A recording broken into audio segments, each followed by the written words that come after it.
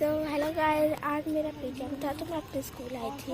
तो यहाँ पर बहुत मेरे स्कूल के बाहर झूले हैं और ये मेरा स्कूल है। पर बहुत ग्रीनरी है मेरे स्कूल में। यहाँ पे बहुत सारे फूल है, पर यहाँ पर अभी थोड़ा सा हो रखा है। यहाँ पे यहाँ पे उसकी एंट्री है, लाइक ऑफिस। तो ये मेरा स्कूल है। स्कूल है दीदी की क्लास है। फ्रेंड्स, मेरी लगने वाली थी सॉफ्टवुड में वीडियो, सॉरी ये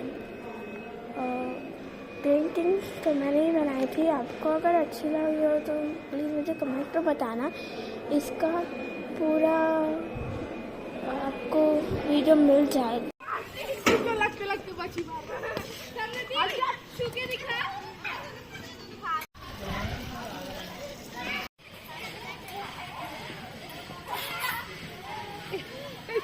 टूट जाएगा ना बहुत मजबूत है झूला।